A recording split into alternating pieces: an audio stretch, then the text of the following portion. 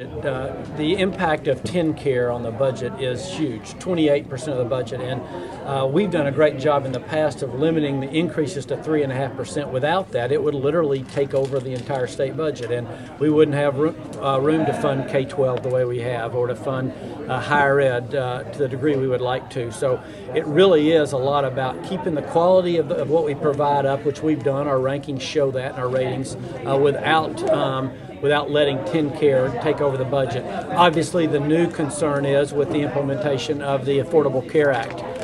We have a lot of decisions to make. One of them looming on us right now is the decision about a state-run exchange versus a federal-run exchange, and then eventually about expansion.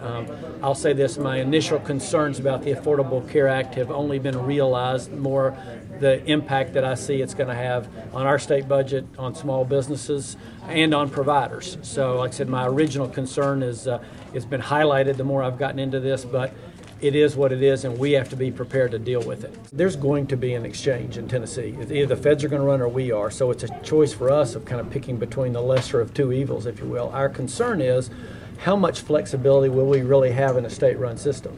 The easy thing to do is say, here, you all go do it, then they worry about it. It's their problem if it doesn't work.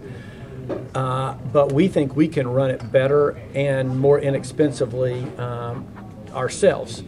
But that being said, we have to understand what is the actual flexibility that we'll get. So we've had conversations with members of the administration and members of HHS, and we'll continue to do that to see, as a state-run exchange, exactly what flexibility would we have that we wouldn't have if you all ran it. I've always said from the very beginning that we're better off to anything we can run instead of the federal government, we're going to run it better and we're going to run it cheaper. I just honestly believe that. Darren, controlling health Medicaid costs to 3.5% relative to the national average of 7 or 8 is Exhibit A in that. But that being said, I have to make certain that there really is a state-run exchange portion of the state-run exchange. There are things that we could do that we couldn't do if they were running it. We still don't have federal regulations or guidance on what the federal exchange will look like. So you ask about, are we, about the November 16th date, it's hard to, I think, really assess that fully without having all the facts from the federal government. How is that possible that they haven't come up with any of that kind of stuff to? I think two things. There's a couple of facts, and I'll let Darren. A lot of this, they didn't really anticipate they didn't anticipate the Supreme Court saying, the law is valid, but states don't have to expand who they cover. So a lot of the ifs, ands, and buts about what happens with an exchange where there's not expansion, there are a lot of things that they actually hadn't considered yet because of the Supreme Court.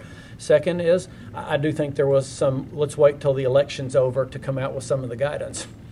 What kind of input have you gotten from legislative leaders on the answer? Well, I think there's a lot of questions. I think a lot of legislators are for very valid reasons saying, why do we want to take on the risk in this of being able to carry it out? And then there's also some people who don't want it to happen, period.